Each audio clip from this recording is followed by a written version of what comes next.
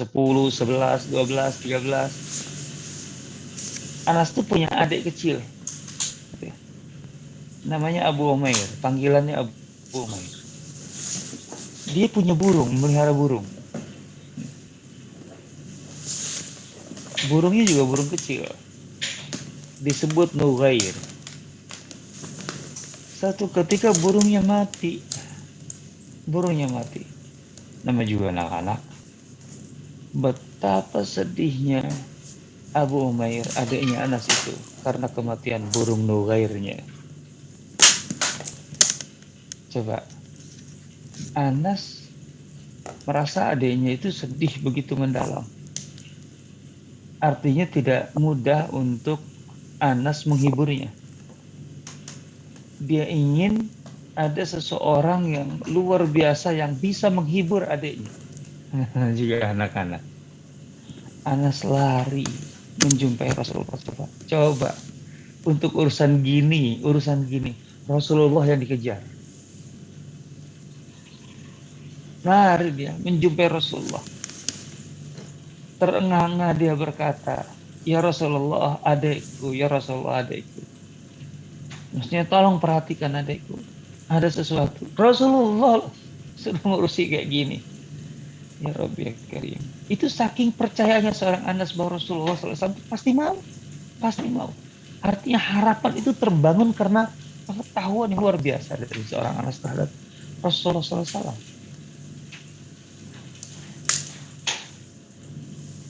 Adiknya begitu sedih karena kematian burungnya. Itu dilaporkan. Ya Rasulullah, adikku, tolong adikku. Perhatikan adikku. Hibur adikku. Kata Rasulullah, ada apa? Burungnya mati, ya Rasulullah. Ya Allah, itu anaknya. Burungnya mati, ya. Melapornya ke Rasulullah. Coba kalau ada peliharaan anak burungnya mati, lapor ke presiden, kan gak kebayang kan? Ya Rabbi ya Karim. Ini anak kecil sampai percaya betul bahwa Rasulullah. Karena yakin, tahu. Rasulullah itu kemudian langsung menjumpai Abu Umair, adanya Anas. Didapatinya begitu murung seorang Abu Umair. Rasul mendekatinya, mengusapnya, dan berkata, "Ya Aba Umair, madza fa'ala Nughair?" Wahai Abu Umair, apa yang terjadi dengan burung Nughairmu itu? Kenapa dia mati? Malaysia kalah, Pak. Ya Rabbi. Ya. Rasulullah, Malaysia kalah ternyata. Abu Umair itu begitu merasakan kehadiran Rasulullah dan Rasulullah bertanya seperti itu. Coba ini kesan seorang anak, reaksi seorang anak kecil. Itu yang Malaysia kalah. Dia berkata, "Ma'ahsan azaba ya Rasulullah." Jadi ketemu sama Minion di final. Sungguh luar biasa Oh, Korea. hiburanmu terhadapku. Engkau menghiburku, wahai Rasulullah. Sungguh luar biasa ucapan bela sungkawamu, aza, kepadaku. Itu anak kecil sampai merasakan Rasulullah bisa menyelami perasaan yang begitu sedih karena ditinggalkan burung kesayangannya. Rasulullah bersimpati, dia rasakan betul. Sampai dia berkata, "Ma'ahsana azaka ya Rasulullah." Sungguh luar biasa bela sungkawamu atas kesedihanku, wahai Rasulullah. Jadi ini sebenarnya banyak sisi yang bisa kita lihat dari peristiwa ini, satu peristiwanya. Seorang Anas yang yakin bahwa adiknya itu akan terhibur kalau Rasulullah yang datang. Dan Anas yakin bahwa Rasulullah mau. Karena Anas hafal akhlak Rasulullah. bertahun-tahun dekat dengan Rasulullah. Rasulullah itu ketika sedang bermajelis dengan sahabat di Masjid Nabawi, bermajelis dengan sahabat, artinya obrolan orang dewasa di situ. Itu tiba-tiba seorang anak kecil, anak perempuan kecil masuk ke majelis itu. Subhanallah. Coba kalau ada pejabat tinggi lagi, apalagi syuting, terus ada rakyatnya, anak kecil datang menghampiri, nggak mudah itu, secara spontan, secara lepas gitu.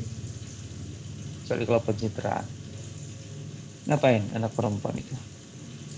Datang, anak kecil perempuan datang masuk ke majelis Rasulullah, narik tangan Rasulullah, narik. Ngapain? Dia pengen Rasulullah menemaninya jalan keliling di sekitar Madinah. Dia ingin main, ingin jalan, tapi dia ingin ditemani oleh Rasulullah karena cintanya kepada beliau. Coba bayangkan. Dan Rasulullah sama sekali nggak ada penolakan ketika anak itu menarik tangannya. Rasulullah nggak bilang nanti dulu ya, nggak gitu. Rasulullah tahu anak ini mencintainya dan dia ingin ada satu momentum spesial. Saat itu mungkin dia merasakan itu, bahwa dia ditemani oleh Rasulullah SAW sendirian, ditarik tangannya, kemudian dibawa jalan sampai di satu titik Rasulullah mengatakan, cukupkah? Sudahkah? Anak itu dengan puas, untuk mata berbinar-binar senang. Dia berkata, cukup wahai Rasulullah. Terus aku akan kembali kepada sahabat. Ini dia. Ya, itu saja sudah sangat luar biasa. Itu saja sudah sangat luar biasa. Ada cerita lain yang menurut saya tidak kalah luar biasa. Bahkan ada satu sisi yang berbeda dari kisah-kisah lainnya antara Rasulullah dengan anak-anak. Seorang anak Yahudi. Jadi orang tuanya Yahudi. Dia anak-anak. Dia suka bermain di dekat Masjid Nabawi bersama anak-anak Ansar. Ya, secara sosial memang Yahudi dan Ansar atau Yahudi dengan orang-orang Arab Madinah dari dulu memang bergaul biasa. Tapi anak Yahudi ini bermainnya di dekat Masjid Nabawi. Coba bayangkan. Kita tahu bagaimana Yahudi memusuhi Rasulullah SAW. Tapi nama juga anak-anak. Memang tidak semua orang Yahudi dalam arti memusuhinya dalam level yang sama. Enggak lah, level beda-beda. Artinya ayahnya tidak melarang anaknya itu bermain. Ya mungkin anak-anaknya biarlah biasain. Dan mungkin permusuhan si orang tuanya juga kepada Rasulullah tidak seperti yang Yahudi yang lain yang levelnya lebih tinggi. Jadi anak Yahudi ini bermain-main di sekitar Masjid Nabawi. Nah, Rasulullah memperhatikannya. Dan anak itu juga seringkali memperhatikan Rasulullah SAW. Fitrah. Anak itu tampak tertarik dengan Rasulullah. Tapi sulit untuk bisa mendekat. Kenapa? Ya wajar. Dia tahu lah ayahnya pasti marah kalau sampai titik itu. Kalau main-main aja lah. Tapi kalau deket-deket jangan. Tentu itu berjalan entah berapa lama lah. Artinya entah berapa bulan atau bahkan entah berapa tahun. Anak Yahudi ini selalu bermain dengan anak-anak Ansar di sekitar Masjid Nabawi. Rasulullah memperhatikannya dan dia memperhatikan Rasulullah sesekali. Suatu ketika anak itu tidak terlihat. Rasulullah nanya, kepada anak-anak di situ atau kepada yang lain yang tahu. Mana si fulan yang Yahudi itu? Kabarnya kemudian apa? Dia sakit keras ya Rasulullah. Anak Yahudi sakit keras. yang biasa bermain-main. Itu Rasulullah SAW kemudian apa ya, datangi rumahnya.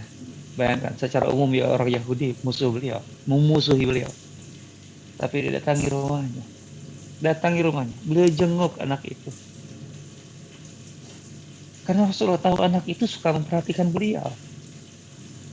Beliau merasa ada sesuatu dari anak ini. Gitu. Ya anak ini mungkin usianya belasan tahun lah. Awal-awal masa balik barangkali. Gitu. Rasulullah SAW kemudian berkata kepada anak itu yang waktu itu sudah tampak kepayahan. Sudah berat ya, berat. Rasul berkata, berimanlah padaku, masuklah Islam. Artinya Rasulullah SAW mengajak anak itu masuk Islam. Karena Rasulullah tahu, anak ini sebenarnya ada ketertarikan dan kesukaan kepada beliau. Dan tentu saja Rasulullah SAW ingin anak ini masuk Islam agar kemudian menjadi bagian dari umatnya. Anak itu di tengah kondisi yang begitu parah, gitu, sudah begitu berat, masih sadar, itu hanya bisa melirik pada ayahnya. Kebayangkan itu maksudnya apa? Selama ini yang menghalangi kan itu bahwa dia anak seorang Yahudi dan tahu ayahnya tidak suka Islam. Dia melirik pada ayahnya. Artinya seakan-akan meminta terus, ayah, aku pengen ayah.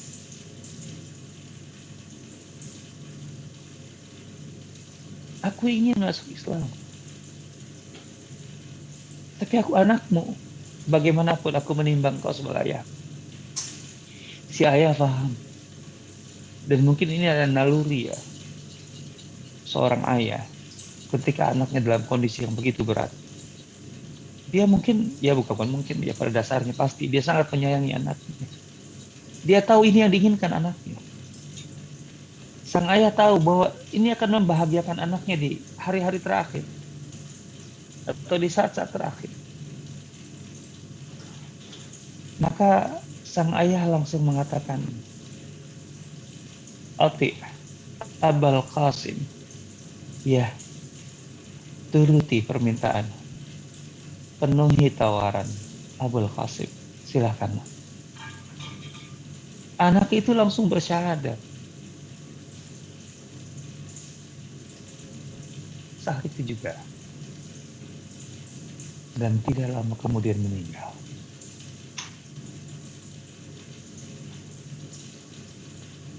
Ini orang Yahudi, anak Yahudi. Yang dibesarkan, tumbuh di tengah lingkungan yang memusuhi Rasulullah SAW. Tentu saja bukan hanya keluarga intinya, tapi Yahudi secara umum. Dan itu beban terberat bagi dia. Ketika dia sesungguhnya sangat tertarik dengan Rasulullah, dengan pribadi Rasulullah. Karena ketika dia bermain-main di sekitar Masjid Nabawi, dia tahu bahwa Rasulullah memperhatikannya. Dan dia pun juga mencuri-curi pandang memperhatikan Rasulullah SAW. Orang Yahudi. Kisah seperti ini banyak. Dalam arti bagaimana Rasulullah SAW itu dikesan oleh orang-orang di sekitarnya, mulai dari anak-anak, pemuda, dewasa, laki-laki, perempuan, keluarga, tetangga. Oh, jangan salah. Semuanya memiliki kesan yang sama. Al-Bara bin Azib, seorang sahabat yang tentu saja juga junior. Dia menceritakan begini. Suatu malam, aku keluar dari rumah. Malam itu begitu indah. Bulan purnama, sempurna. Bertabur cahaya. Betapa indahnya. memang nggak kebayang oleh orang kota. Ini kelemahan kita sekarang. Kita kurang bisa menikmati alam itu. Karena kalau malam-malam bulan purnama seterang apapun juga nggak kerasa gitu. Karena listrik. Saya dulu di kampung mengalami masa listrik belum masuk desa. Wah, kalau bulan purnama itu ada rasa, bukan sekedar indahnya dalam terangnya, tapi ada rasa yang berbeda. Kalau sudah bulan bulan purnama itu ada main di luar habis isya itu. Wah, banyak permainannya. Saya masih ingat sekali. Karena asik. Intinya dari Al-Bara bin Azib, malam bulan purnama itu begitu indah. Indah. Bulan yang sempurna, langit yang jernih, bertaut cahaya. Wah, terus apa yang dia lihat? Aku kemudian melihat Rasulullah SAW keluar dari rumah beliau malam itu, malam pertama. Mungkin ya Rasul juga menikmati itu. Memakai baju, boleh memakai baju dengan ada corak atau ada motif merah-merah, gitu. Ya Rasulullah nggak memakai baju merah, full merah, nggak. Tapi merahnya kentara. Hanya baju, entah dasarnya apa warnanya, tapi jelas ada merah-merahnya. Apa kata Bara? Ini kemudian menarik perhatiannya. Menarik perhatiannya. Karena sebelumnya dia begitu terkesan dengan keindahan bulan purnama yang sempurna itu. Maka kata Al-Bara bin Azib, aku pandang kembali bulan itu dan merasakan suasana indahnya. Dan kemudian aku pandang lekat-lekat Rasulullah SAW. Artinya dia membandingkan. Apa kesimpulannya? Namanya anak-anak. Kesimpulannya apa? Ma ra'aitu ahsana qattu min Rasulillah sallallahu alaihi wasallam. Kan dia membandingkan keindahan bulan dengan keindahan Rasulullah SAW. Bulan purnama yang sempurna. Kesimpulannya apa? Kesimpulannya menarik. Ini ada redaksi, ada diksi yang menarik. Jadi kesimpulannya bukan begini. Ternyata bulan purnama tidak ada apa-apanya dibanding dengan kesempurnaan dan keindahan Rasul. Bukan begitu. Itu sih oke lah, memang itu masuk akal ya. Kan dia membandingkan antara bulan purnama dengan Rasulullah yang dilihat. Kesimpulannya, ma ra'aitu ahsana qattu min Rasulullah. Bukan hanya bulan purnama yang dijadikan objek pembanding, tapi dia kemudian mengingat-ingat segala objek indah yang pernah dia lihatnya selain bulan. Artinya ini bulan purnama. Oh, oke lah, gampang disimpulkan. Dia ingat-ingat selain bulan purnama apa sih yang pernah objek terindah yang pernah aku lihat. A, B, C, D. Nah, dari situ kesimpulannya. Aku tidak pernah melihat, aku tidak pernah menjumpai sesuatu apapun yang lebih indah daripada Rasulullah SAW. Jadi bukan hanya bulan purnama.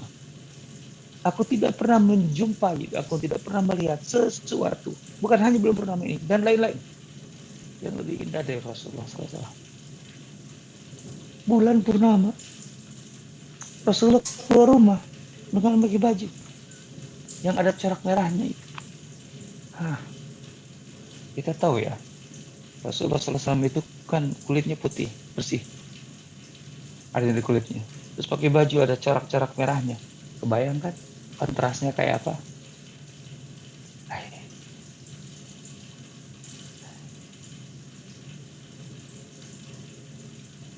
Yang sifatnya privat yang dirasakan oleh para sahabat itu sulit diungkapkan. Dalam arti kesannya sangat mendalam. Kan orang bisa terkesan dengan Rasulullah ketika Rasulullah SAW ya berada di tengah publik, berbicara kepada publik, kemudian ya sudah nuansa umum. Tapi ada nuansa pribadi kan.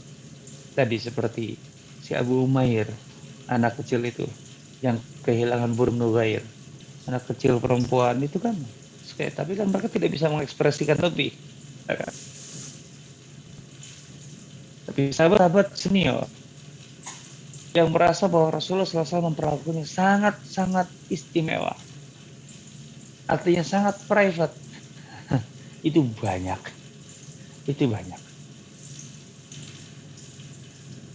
Rasulullah SAW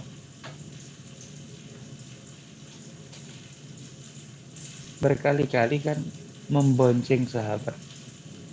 Itu juga Rasulullah suka menciptakan momentum privat dengan beberapa sahabat, sehingga kemudian kesan privatnya luar biasa. Rasulullah SAW itu berkali-kali membonceng sahabat, gitu. Ya, yang dibonceng itu yang muda-muda. Itu pasti kesannya luar biasa dong. Lah dibonceng kan nggak mungkin berdua kan, atau artinya nggak mungkin ada 2 orang dibonceng, paling 1. Pernah membonceng Al-Fadl bin Abbas, Abdullah bin Abbas, pernah membonceng Usama bin Zaid, pernah membonceng. Bayangin, itu rasanya gimana? Pernah membonceng kalau naik kendaraan besar, artinya unta, membonceng Abu Hurairah, Abu Dzar Al-Ghifari. Coba ada salah satu riwayatnya dengan Abu Dzar kalau tidak salah. Rasulullah SAW keluar dari area Madinah. Madinah saat itu ya sama dengan Masjid Nabawi sekarang, ke arah utara, di tengah bulan purnama. Kalau kita keluar dari Masjid Nabawi ke arah utara, maka yang akan tampak di sela-sela gedung-gedung itu adalah Gunung Uhud. Ya sekarang memang agak susah karena ya tertutup oleh banyak bangunan. Dulu kan terbuka betul.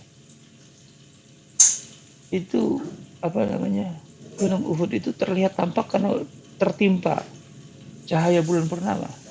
Oh, betapa indahnya. Gunung Uhud itu kan agak-agak sedikit kemerahan kan.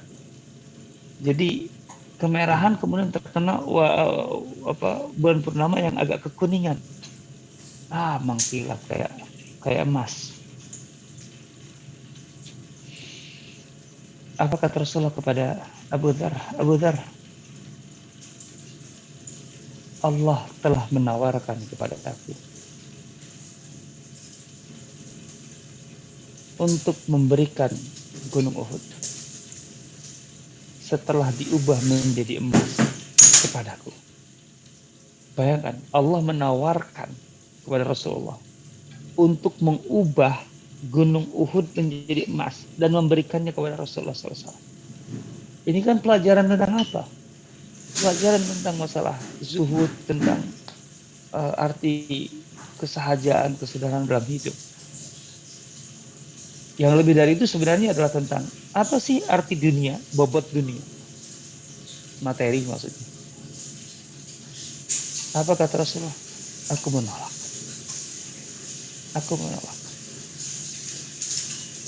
Makanya sebagian ulama mengatakan bukan sekedar tidak pantas, bahkan menganggap kesalahan apabila ada yang menyebut Rasulullah itu miskin. Istilah ini keliru untuk digunakan kepada Rasulullah SAW. Bahkan ada yang lebih keras lagi, hati-hati menyebut Rasulullah SAW miskin. Itu sudah bisa masuk sedikit banyak pada unsur merendahkan Rasulullah. Bahaya itu kalau udah itu bahaya itu. Tapi ini pendapat sebagian bahwa Rasulullah SAW miskin, fakir. Kenapa? Bukankah Rasulullah memang kadang-kadang perutnya diganjal dengan batu? Rasul bukannya pernah 3 purnama tidak ada makanan yang dimasak di rumahnya? Bukankah apakah itu nggak cukup fakta untuk menyebutkan bahwa Rasulullah juga miskin atau setidaknya pernah miskin? Bukan itu. Harus dimulai dari pengertian kata miskin, definisi. Miskin itu intinya adalah orang yang hidup kekurangan, gitu ya, kekurangan, dan tidak mampu untuk memenuhi kekurangannya sehingga bergantung kepada orang lain. Itu definisi fakir miskin. Jadi miskin itu bukan sekedar kekurangan, dan dia tidak sanggup memenuhi kekurangan itu dan bergantung pada bantuan orang lain. Ada 3 unsur di situ. Nah, 3 unsur ini tidak cocok dengan Rasulullah SAW. Betul, beliau kekurangan, tapi beliau bukan tidak sanggup memenuhi. Beliau kekurangan tapi sanggup memenuhi. Dan beliau tidak menggantungkan kekurangannya atau kebutuhannya untuk memenuhi kepada orang lain. Tidak. Jadi tidak tepat menyebut Rasulullah miskin. Miskin, ulama maksudnya itu. Oh, hati-hati ya kita. Lah ya ini aja coba. Di mana miskinnya ketika Rasulullah ditawari Gunung Uhud menjadi emas. Pada tahu kan Gunung Uhud kan. Coba bayangin, segede itu kalau jadi emas. Kira-kira berapa ton? Enggak kebayang tonnya. Segede itu loh Gunung Uhud. Ribuan ton ya. Kalau dalam sih. Ada yang pernah ngukur. Coba deh nanti kalau ada umroh lagi ya. Orang fisika berarti ya. Coba ngukur deh. Kira-kira itu Gunung Uhud itu berapa ton? Kalau kemudian dijadikan emas. Ya. Aduh. Ya tinggal nanti dikonversi beban batu dengan berat emas itu berapa. Tapi kan bisa ya. Uhud itu kalau nggak salah, berapa panjangnya itu kayaknya mencapai berapa kilometer ya panjangnya. Ya udah harusnya ukur aja lah orang fisika. Pasal ditawari. Artinya kalau beliau mau ya segede itu, sebanyak itu. Tapi Rasul menolak. Kata Rasul, Abu Dzar, andaikan aku mau sekalipun, artinya aku menerima tawaran dari Allah, maka aku akan duduk 2 hari, istilahnya duduk di rumah, nggak keluar rumah, nggak ada kegiatan apapun. Ngapain? Untuk membagi-bagikan emas itu kepada semua orang, dan tidak akan kusisakan kecuali beberapa keping. Pertama untuk membayar utangku, melunasi utangku, dan untuk mencukupi kebutuhan untuk hari itu. Udah. Artinya besok nggak punya lagi. Hari ini dikasih segede Uhud, besok nggak punya lagi. Allah. Betapa ini kemudian menjadi pelajaran besar bagi Abu Dzar. Betapa kita tahu Abu Dzar itu seperti apa kehidupannya. Karena dia merasa Rasulullah mengajar sesuatu yang sangat privat baginya. Makanya Abu Dzar itu di rumahnya aja nggak ada perabot, nggak ada apa. Ketika ditanya oleh seseorang, mana nih rumah kok kosong kayak gini, pelong kayak gini, gitu loh. Kan hidup ini bagaimanapun wajar lah kalau ada aksesori, ada apa. Kata Abu Dzar apa? Pemilik rumah yang sebenarnya itu tidak mengizinkan aku untuk menyimpannya di sini. Aku kirimkan ke rumah yang kedua. Artinya apa? Rumahku nggak hanya di sini, tapi juga ada di surga. Lah ngapain aku punya sesuatu aku beli untuk di sini? Aku antarkan ke sana aja. Aku melengkapi perabotan yang di sana saja. Artinya Abu Dzar itu bukan tidak punya duit. Artinya bukan selalu kere gitu setiap, enggak. Tapi setiap kali punya uang, dia akan sedekahkan, dia akan apakan untuk kemudian mengirimkan tadi perabot ke rumah keduanya. Abu Hurairah perawi hadis Nabi sallallahu alaihi wasallam. Beliau adalah perawi terbanyak di antara para perawi lainnya. Artinya hadis yang diriwayatkan oleh Abu Hurairah itu jumlahnya itu yang terbanyak di antara yang diriwayatkan oleh para sahabat lainnya. Ya. Abu Hurairah itu kan punya pelanggan privat dengan Rasulullah luar biasa. Abu Hurairah itu kan kalau boleh disebut ketua RT-nya Sufa. Kok ketua RT maksudnya apa? Sufa itu kan asrama yang ada di Masjid Nabawi, yang menjadi tempat tinggal para sahabat muhajirin terutama, ataupun ansor yang ingin fokus mencari ilmu, tidak mau ketinggalan majelis ilmu, dari Rasulullah SAW, sehingga sepanjang harinya di situ, sehingga tidak kerja, tidak apa, karena bukan karena malas, bukan karena tidak punya skill atau tidak ada peluang, tapi karena tidak mau ketinggalan pelajaran. Konsekuensinya apa? Ya kelaparan. Kalau udah kelaparan, jangan tanya, kata Abu Hurairah, kami kadang-kadang berguling-guling di lantai. Orang yang nggak ngerti mengira kami kesurupan, padahal kami menahan lapar. Ya Allah ya Rabbi. Abu Hurairah itu saking lapar. Cuman hebatnya mereka, karena mereka tahu ini konsekuensi pilihan mereka. Mereka nggak pernah meminta-minta. Nggak pernah. Kan para sahabat Ansor itu punya kebiasaan, kalau punya sesuatu, ya udah dicantelkan atau diikat di salah satu tiang di Masjid Nabawi, sehingga nanti orang kalau mengambil ngambil aja, jadi nggak usah dikasih satu persatu dibagiin, enggak, menjaga kehormatan gitu. Nah, Abu Hurairah itu pernah kelaparan banget. Dia mencoba menarik perhatian, barangkali orang paham lah kalau aku lapar, maka dia duduk di tempat ya lalu lalang lah, hanya biasa lewat. Muncul Abu Bakar lewat. Abu Hurairah menghentikan. Abu Bakar, aku ada pertanyaan nih. Akhirnya aku yang kurang paham. Mohon terangkan gini. Abu Bakar pahamnya apa? Ini orang ingin minta penjelasan, ya dijelaskan lah. Setelah selesai, ya lewatlah Abu Bakar. Padahal Abu Hurairah itu sebenarnya cari perhatian. Aku lapar. Muncullah Umar. Dihentikan pula oleh Abu Hurairah. Umar, begini. Umar menjelaskan. Setelah selesai, ya Umar lewat. Muncul Rasulullah kemudian. Abu Hurairah berkata, ya Rasulullah, aku mohon jelaskan gini. Rasulullah senyum. Sini, kata Rasul. Ayo ikut aku. Ditarik dulu. Diajak makan. Rasulullah paham. Abu Hurairah itu bukan ingin nanya. Abu Hurairah itu kelaparan. Ya Rabbi ya Karim.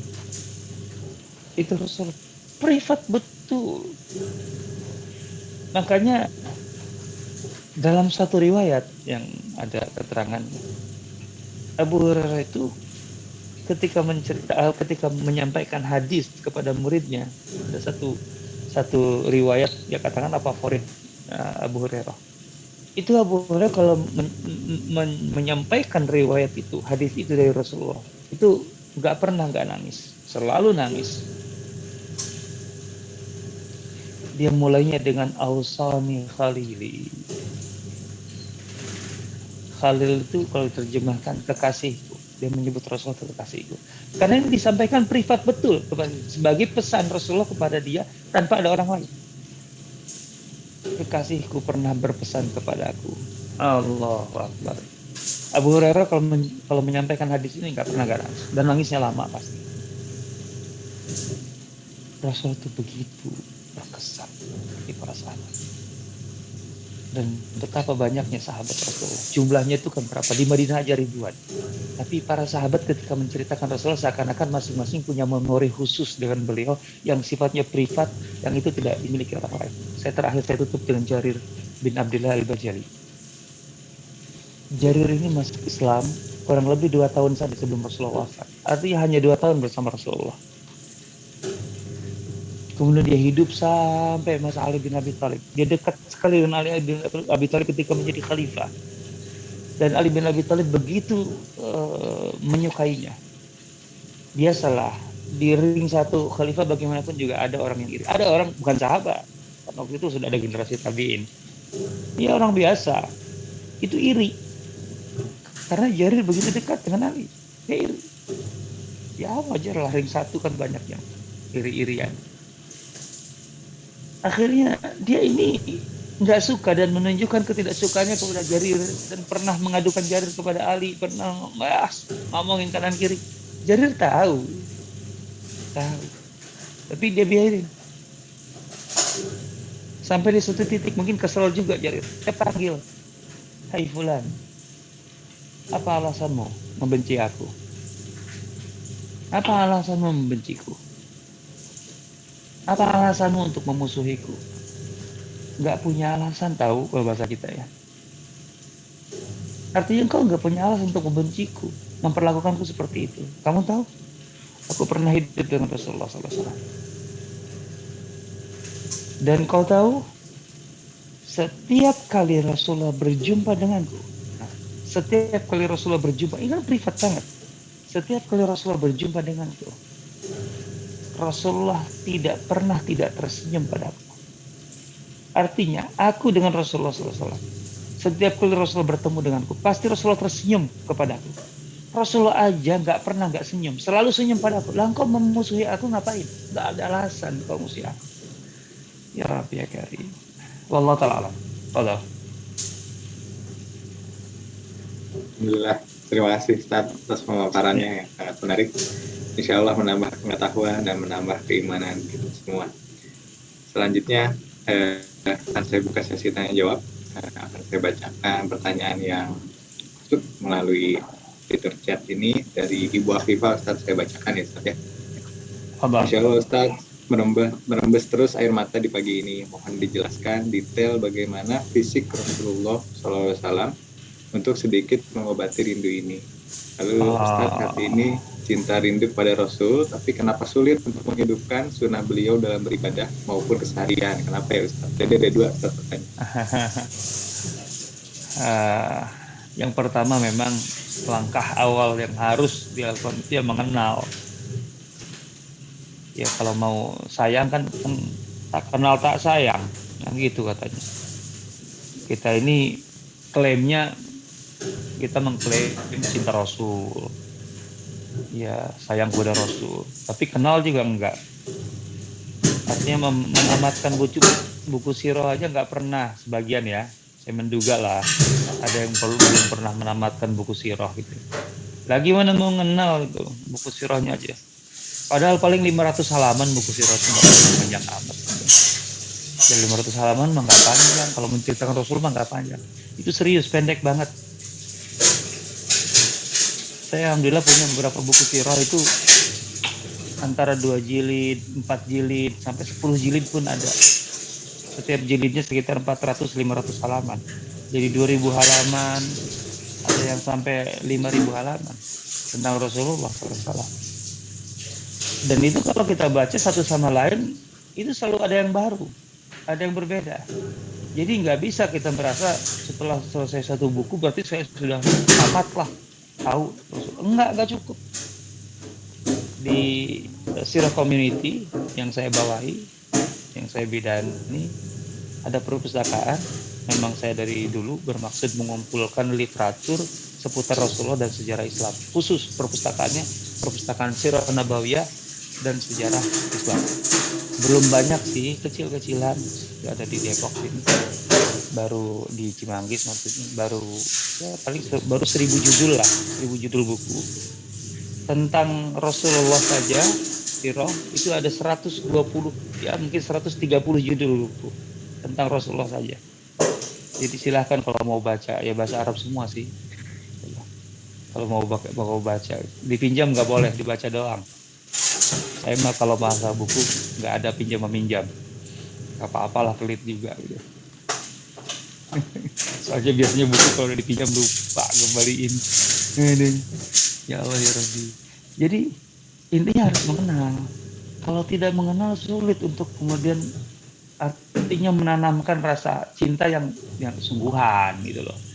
Nah di situ masalahnya, makanya sulit untuk terdorong lebih gitu, karena memang kenalnya juga segitu-gitunya gitu. Padahal kalau kita semakin mengenal beliau gitu, apalagi kalau kita mengenal bahwa beliau itu bukan sekedar tadi cinta para sahabatnya yang hidup bersama beliau di sekitar beliau. Loh kalau kita tahu paham betapa Rasulullah memikirkan umatnya, umat yang kapan-kapan akan datang, termasuk kita.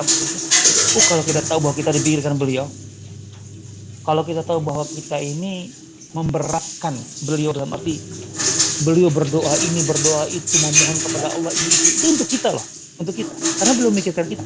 Banyak permohonan beliau kepada Allah, intinya untuk meringankan kita. Itu kalau kita tahu bahwa beliau memikirkan kita. Betapa sebenarnya kita ini disayang beliau lah, dipikiran beliau lah. Lah kitanya kapan? Setahun sekali. Kacau kalau setahun sekali. Gimana? Cinta setahun sekali makan apa murid? Kalau ekspresi cinta setahun sekali repot tuh suami istri itu. Kan harus setiap hari. Seharusnya begitu kan. Jadi di situ persoalannya, gitu. Di situ persoalannya.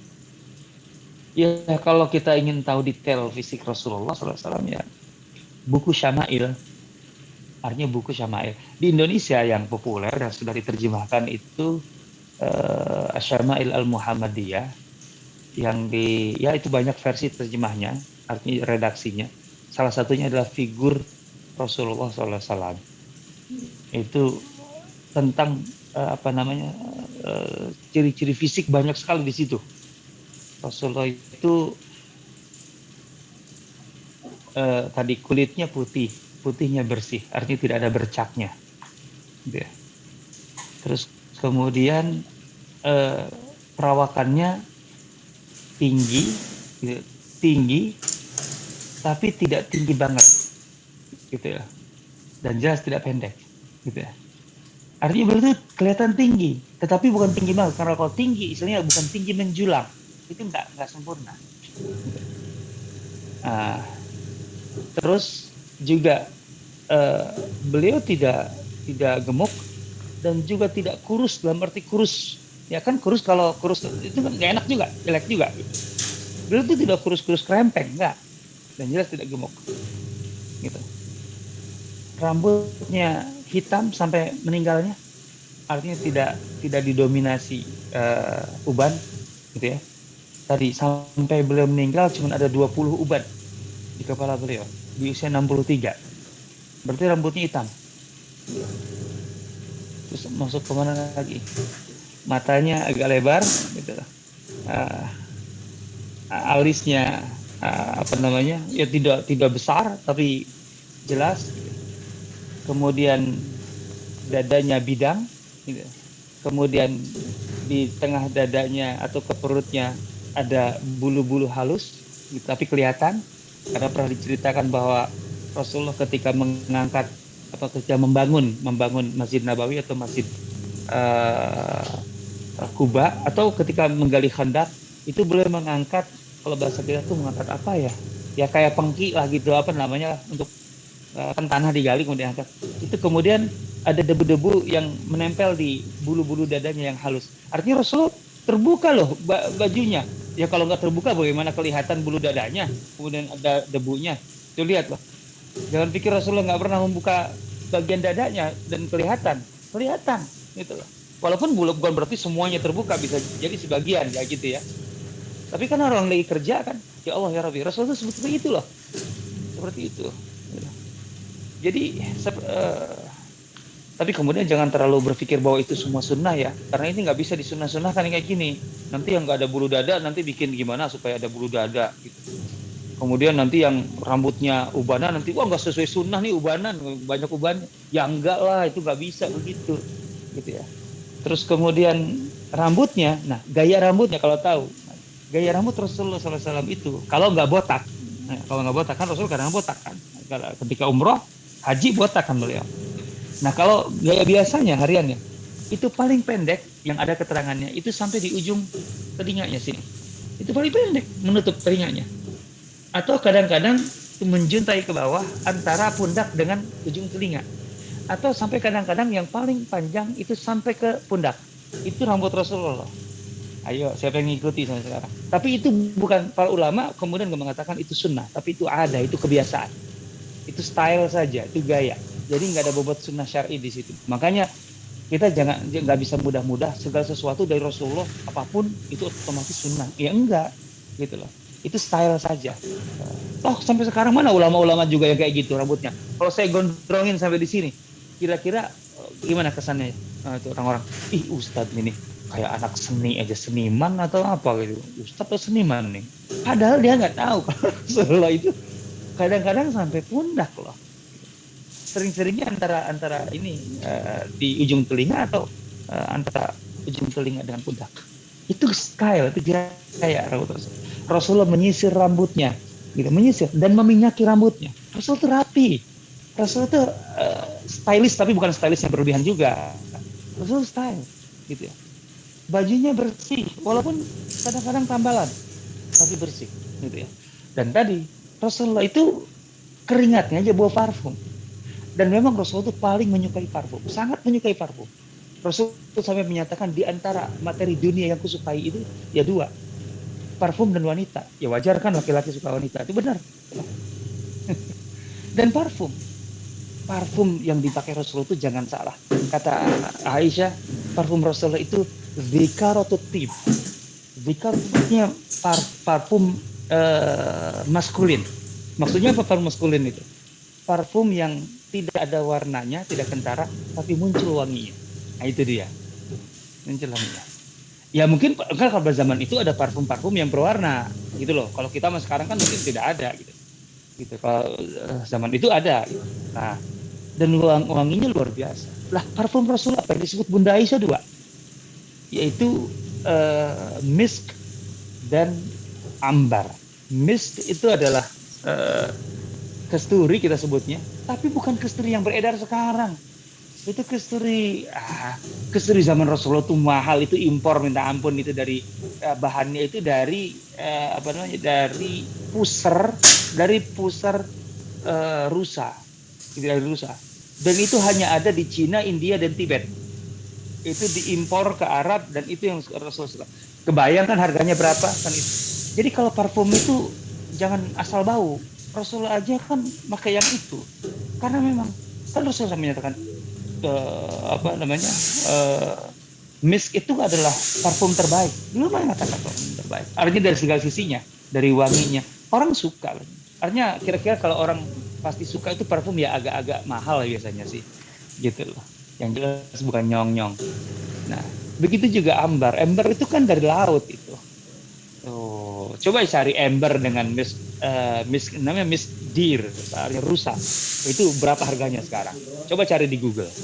Kalau ada, itu sudah sangat langka barangkali sekarang. Kalau ada, waduh, proses. Kayak gitulah. Jadi kalau tadi di buku saya sebenarnya tadi banyak yang saya lewatkan. Ya memang banyak banget sih kesan yang pertama kali bertemu seperti Ummu Ma'bad dan lain sebagainya dalam perjalanan hijrah. Dia menceritakan detail Rasulullah ketika dia muncul, tampak wibawanya, ketika dia berbicara tampak aura pokoknya luar biasa. Suaranya begini gitu ya. Wajahnya begini, mimiknya begini, siapapun yang melihatnya akan jatuh cinta padanya. Itu orang baru pertama kali ketemu loh, bisa menceritakan panjang lebar. Ummu Ma'bad itu sekali ketemu kan dalam perjalanan hijrah, sekali-kalinya ketemu itu bisa menceritakan Rasulullah dalam sekian paragraf, bahwa bibirnya gini, ininya gini. Aneh juga ya, karena Rasulullah itu memang menarik betul. Ummu Ma'bad itu kan perempuan, dia udah setengah baya, separuh baya. Apa perempuan begitu ya kalau melihat perempuan laki-laki yang betul-betul menarik, langsung detailnya dapat gitu loh. Saya nggak tahu sih, ya mama yang harus jawab. Jadi begitulah. Bisa dibaca buku dari figur Rasulullah, Syama'il Muhammadiyah, kayak karangan Imam At-Tirmidzi. Saya punya buku-buku Syama'il yang lain yang lebih tebal, lebih panjang sebenarnya. Al-Anwar fi Syama'il An-Nabi Al-Mukhtar karya Imam Al-Baghawi, kemudian ada beberapa yang lain, Imam Ibnu Katsir, Suyuti, dan mungkin ada 5-6 buku tentang Syama'il Rasulullah SAW. Menarik. Artinya semakin tahu sisi fisik beliau, dan ini penting bagi mereka yang kadang-kadang begini menduga, apalagi kalau mengklaim saya dalam mimpi saya berjumpa Rasulullah. Kan kalau mimpi berjumpa Rasulullah SAW itu kan pasti Rasulullah. Kan persoalannya bukan masalah pasti Rasulullah. Lah, bagaimana kamu bisa memastikan bahwa yang kamu temukan, kamu dapati atau kamu lihat dalam mimpi itu Rasulullah, kalau tidak pernah tahu gambaran fisiknya? Lah kan kita mah nggak pernah berjumpa.